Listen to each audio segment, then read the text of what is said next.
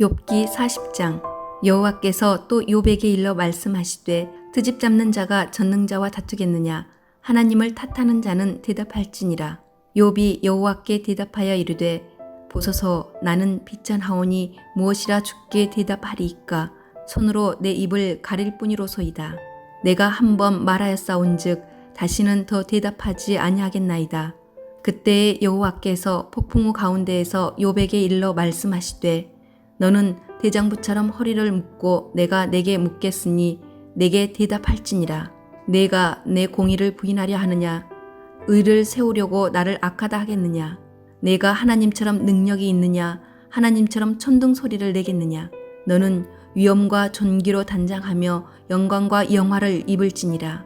너의 넘치는 노를 비우고 교만한 자를 발견하여 모두 낮추되 모든 교만한 자를 발견하여 낮아지게 하며 악인을 그들의 초소에서 짓밟을지니라. 그들을 함께 진토에 묻고 그들의 얼굴을 싸서 은밀한 곳에 둘지니라. 그리하면 내 오른손이 너를 구원할 수 있다고 내가 인정하리라. 이제 소같이 풀을 먹는 배의 못을 볼지어다. 내가 너를 지은 것 같이 그것도 지었느니라. 그것의 힘은 허리에 있고 그 뚝심은 배의 힘줄에 있고 그것이 꼬리치는 것은 백향목이 흔들리는 것 같고 그 넓적다리 힘줄은 서로 얽혀 있으며 그 뼈는 녹건 같고 그 뼈대는 쇠막대기 같으니 그것은 하나님이 만드신 것 중에 으뜸이라. 그것을 지으신 이가 자기의 칼을 가져오기를 바라노라. 모든 들짐승들이 뛰노는 산은 그것을 위하여 먹이를 내느니라. 그것이 연잎 아래에나 갈대 그늘에서나 늪 속에 엎드리니 연잎 그늘이 덮으며 시내 버들이 그를 감싸는도다. 강물이 소용돌이 칠지라도 그것이 놀라지 않고 요단 강물이 쏟아져 그 입으로 들어가도 태어나니 그것이 눈을 뜨고 있을 때 누가 능히 잡을 수 있겠으며 갈고리로 그것의 코를 꿰을 수 있겠느냐. 하늘에 계신 우리 아버지여, 이름이 거룩히 여김을 받으시오며 나라가 임하옵시며 뜻이 하늘에서 이룬 것 같이 땅에서도 이루어지이다. 오늘날 우리에게 일용할 양식을 주옵시고 우리가 우리에게 죄 지은 자를 사하여 준 것 같이 우리 죄를 사하여 주옵시고 우리를 시험에 들게 하지 마옵시고 다만 악에서 구하옵소서. 대개 나라와 권세와 영광이 아버지께 영원히 있사옵나이다. 아멘.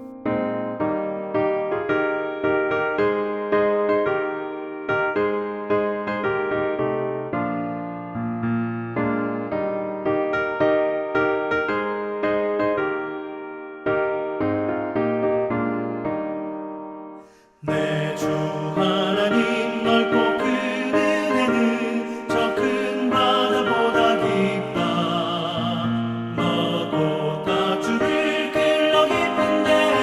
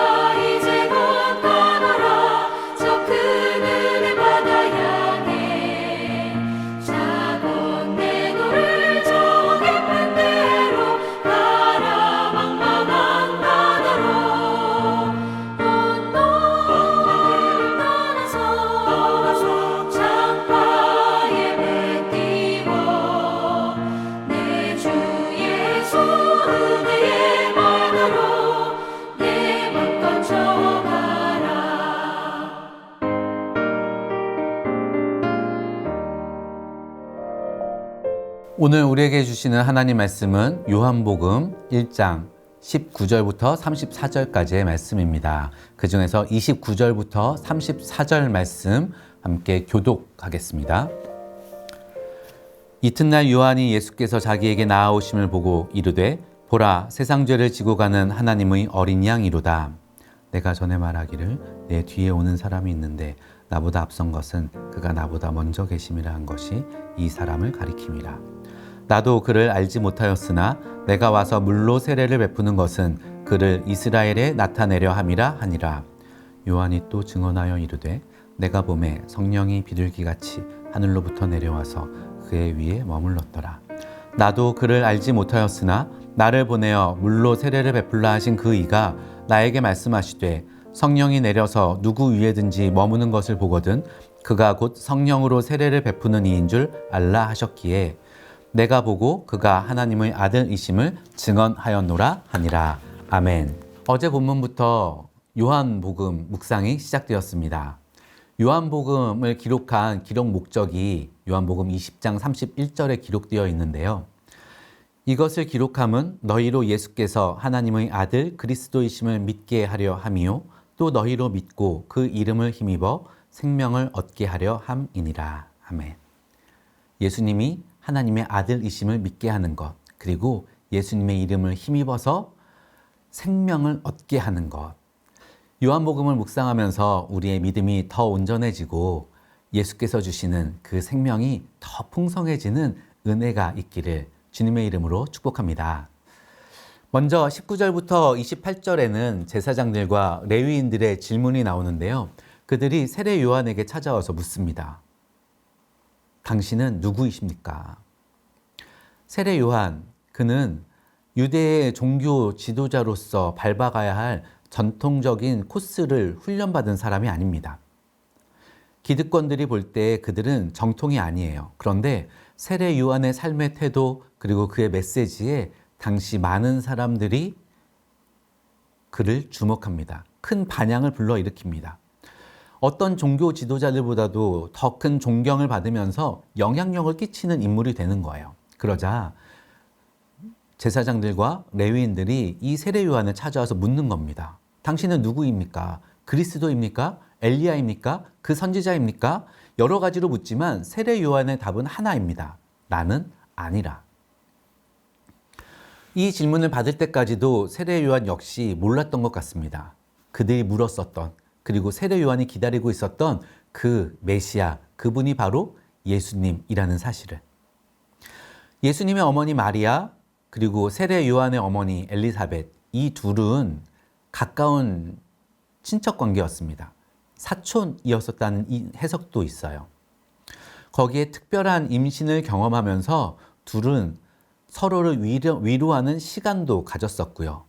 또 6개월 차이로 아이를 낳았기 때문에 여러 가지로 친밀감이 형성되어 있는 사람들입니다. 거기에 유대의 풍습상 명절 때마다 이들이 서로 마주했을 것을 생각하면은요, 그 둘의 아들인 세례 요한 그리고 예수님 역시 서로 구면일 수밖에 없는 것이죠. 세례 요한에게 예수님은 어린 시절부터 계속 보아왔었던 친척 동생이라는 이야기입니다. 그런데 그 예수가 그리스도라는 사실을 세례 요한 역시도 몰랐던 거예요. 종교 지도자인, 그래서 이 유대교에 대해서 지식적으로 박식하다 자랑하는 제사장들과 또 레위인들, 그들은 누가 진정한 메시아인지를 알지 못합니다. 또 예수님을 어려서부터 알고 지냈었던 세례 요한 역시 그 예수님이 메시아라는 사실을 알지 못해요. 그런데 이 세례 요한에게 특별한 사건이 벌어지는데요. 예수께서 세례를 받으시는 그날 있었던 사건입니다. 33절 보시면은요. 나도 그를 알지 못하였으나 나를 보내어 물로 세례를 베풀라 하신 그 이가 나에게 말씀하시되 성령이 내려서 누구 위에든지 머무는 것을 보거든 그가 곧 성령으로 세례를 베푸는 이인 줄 알라 하셨기에. 세례 요한이 예수님께 세례를 베풀면서 그의 눈이 열린 것입니다. 성령께서 예수님 위에 머무르시는 모습을 보면서 그제야 예수님이 메시아라는 사실을, 예수님이 하나님의 아들이시라는 사실을 깨닫게 되는 거예요. 1월, 2월 두 달 동안 우리 교회 안에 많은 성경학교와 수련회가 진행되어집니다. 성경학교와 수련회에 참석하는 그들은 어쩌면 제사장들과 레위인들처럼 지식적으로는 메시아에 대해서 잘 알고 있는 사람들일 수 있습니다.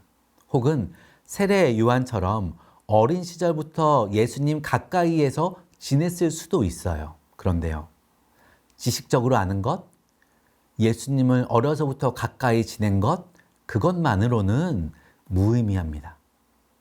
정말 중요한 것은요, 예수님을 메시아로, 하나님의 아들로 자기 스스로 고백하고 그 예수님을 직접 만나는 것인 줄 믿습니다.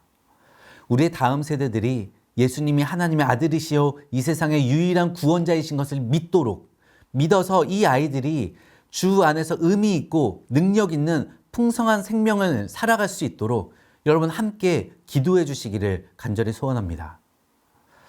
29절부터는 예수님에 대해 세례 요한이 증언하는 내용이 나오는데요. 예수님을 설명하는 첫 번째 증언은 하나님의 어린 양입니다. 구약 성경에서 어린 양 하면 떠오르는 몇 가지 장면들이 있어요. 가장 대표적인 것을 뽑으라라고 하면 유월절 어린 양일 것입니다. 하나님께서 애굽에 있는 모든 장자를 치시는 그 사건. 그때 어린 양을 잡아서 그 피를 문설주와 임방에 바르고 그 안에 들어가 있으면 그러면 하나님의 심판이 지나가게 되는 그 사건 속에 대속 제물로 쓰임받는 것이 어린 양입니다. 그리고 이사야 53장에서 소개되는 마치 도수장으로 끌려가는 어린 양과 털 깎는 자 앞에서 잠잠한 양 같이 그의 입을 열지 아니하였도다. 우리 인류, 인간 모두의 죄악을 대신 담당하는 어린 양이 있습니다. 그리고 이 어린 양의 의미를 보여주는 가장 첫 번째 단추, 그것이 창세기 22장에 나오는데요. 아브라함이 아들 이삭을 번제로 바치는 장면이에요.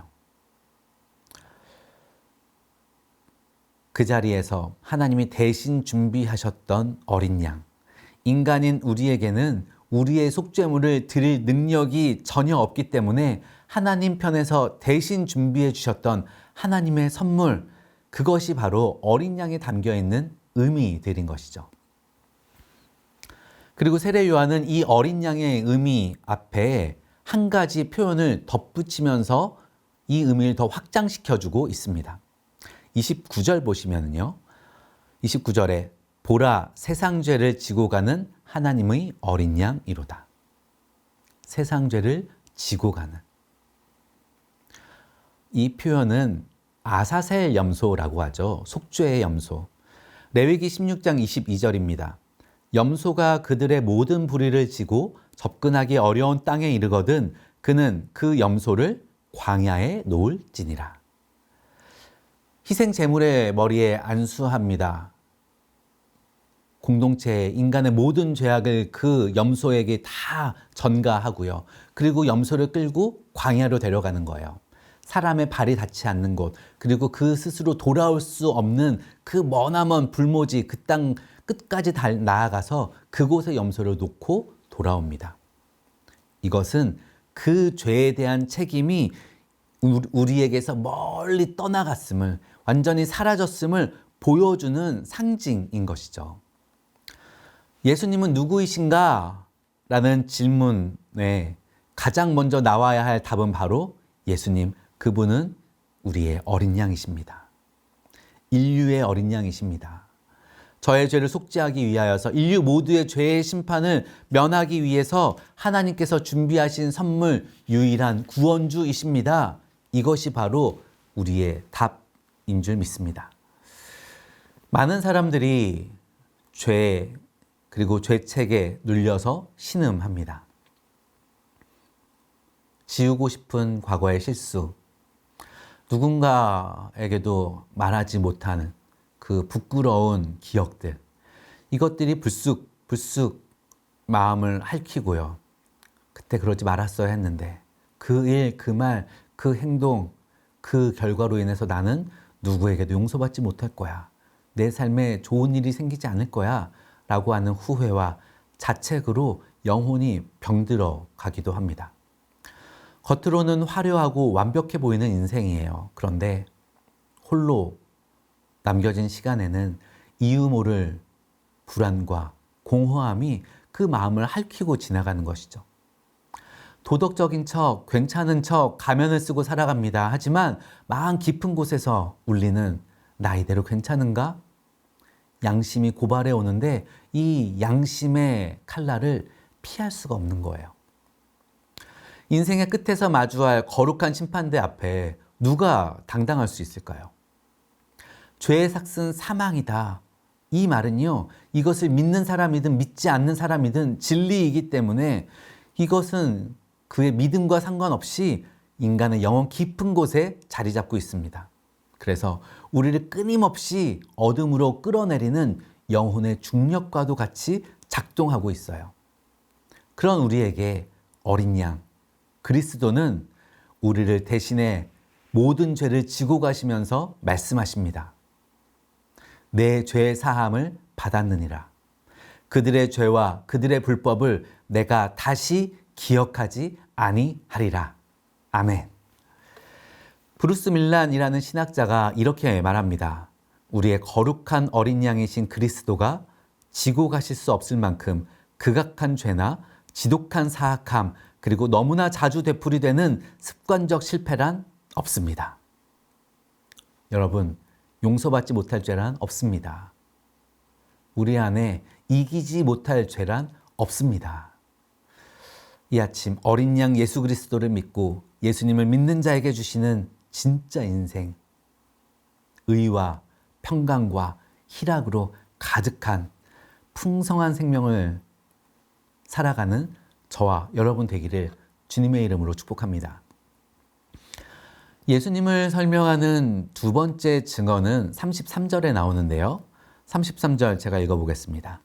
나도 그를 알지 못하였으나 나를 보내어 물로 세례를 베풀라 하신 그 이가 나에게 말씀하시되 성령이 내려서 누구 위에든지 머무는 것을 보거든 그가 곧 성령으로 세례를 베푸는 이인 줄 알라 하셨기에.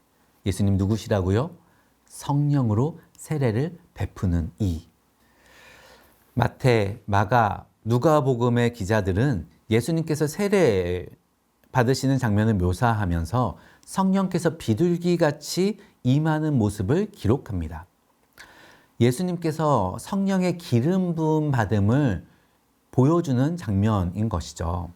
그런데 세례 요한은 여기에다가 한 가지 의미를 덧붙여 이야기하는 거예요. 예수님을 누구라고 이야기한다고요? 성령으로 세례를 베푸시는 분. 받으시는 분뿐만 아니라 이제는 베푸시는 분입니다. 성령을 나누어 주시는 분이라는 선언인 거예요. 성령으로 세례를 주신다라는 이 말은요, 1차적으로는 예수님을 통해서 우리가 성령, 하나님의 생명을 받고 하나님 나라에 들어가게 된다라는 의미를 갖습니다. 그런데 여기서 한 걸음 더 나아가서요, 우리가 잘 알고 있듯이 세례란 마침표가 아니라 출발선입니다. 세례받고 끝나는 것이 아니라 세례를 받고 거기에서부터 새 생명을 얻어서 거듭나서 이제 시작하는 것이죠. 새 생명을 받은 우리가 하나님 나라에 들어가서 그러면 그 다음에는요, 내 힘이 아닌 성령의 능력으로 사는 삶입니다. 성령 세례는 단순히 천국 가는 티켓을 거머쥐는 의미가 아닌 거잖아요. 우리 안에 성령의 능력, 하나님의 엔진이 장착되어서요, 이후로는 내 힘이 아닌 하나님의 능력으로 살아가게 하시는 거예요. 내 의지와 결단으로는 도저히 용서할 수 없고 사랑할 수 없는 사람입니다. 그런데 그 사람을 사랑하게 하고 또 내 힘으로는 이길 수 없는 죄의 유혹을 끊어내게 하시고 내 수준으로는 불가능해 보이는 하나님의 그 거룩한 일들을 품게 하시고 하게 하시고 누리게 하시는 그 하늘의 에너지가 공급되면서요, 이제는 하나님의 자녀가 되는 권세, 그 권능의 삶을 살아가게 하시는 것이죠. 주께서 사랑하시는 여러분, 우리의 모든 죄와 연약함을 대신 짊어지고 가시는 예수께서 우리 곁에 계십니다. 이 아침에도 예수님을 향하여 성령에 갈급하여서 예수님, 저 새 삶을 살고 싶습니다. 죄와 연약함의 쳇바퀴를 끊어내고 거룩하게 살게 하여 주옵소서. 예수님, 저의 인생이 거룩한 인생, 복을 나눠주는 인생 되기를 원합니다. 주님, 저에게 힘을 주십시오. 길을 열어주십시오. 예수님, 저의 가정과 일터와 삶의 현장에서 하나님 자녀답게 살고 싶습니다. 더 사랑하고 의로운 일을 행하면서 하나님 나라를 이루고 싶습니다. 저에게 믿음을 더하여 주옵소서. 간구하는 그 사람들을 찾고 계시는 줄 믿습니다. 이 아침 성령으로 세례를 베푸시는 예수 그리스도 앞에 함께 서게 되기를 바랍니다. 생명을 받는 것, 그 출발선에 멈추지 아니하고 그 생명을 살아내는 권능의 자리까지 힘차게 달려 나아가는 우리 모두가 되어지기를 주님의 이름으로 축복합니다. 살아계신 하나님, 우리에게 복 주시는 하나님, 우리에게 진정한 생명을 주시는 하나님, 우리의 무의미하고 그리고 연약한 이 인생을 복되게 하시며 의미 있게 하시는 하나님, 우리에게 어린 양 예수 그리스도를 보내주시니 감사합니다. 이 아침 예수 그리스도가 누구이신지 다시 기억하며 예수 그리스도를 붙듭니다. 주님, 예수께서 주시는 그 새 생명을 살아내는 저희가 되게 하여 주옵소서. 그 새 생명의 영광과 기쁨과 가치를 사모하는 저희가 되어지게 하여 주옵소서. 옛것을 다 떠나보내고 옛것의 상처와 불안과 두려움과 또한 열등감, 이 모든 부정적인 생각들을 다 떠나보내고 예수께서 주시는 그 새 생명의 삶을 살아가는 저희가 되게 하여 주옵시고 그 믿음으로 이 하루를 더 사랑하며 더 순종하며 더 거룩한 가치를 위하여 살아가는 저희가 되게 하시고 그것을 위해 함께 기도하며 주께서 주시는 비전을 붙드는 주께서 주시는 그 위로와 격려와 또한 도전을 붙드는 우리 모두 되게 하여 주옵소서. 주께서 주시는 큰 은혜 가운데 새 생명 살아가게 하시는 그 은혜를 간절히 소원하고 축복하며 예수 그리스도 이름으로 기도합니다. 아멘.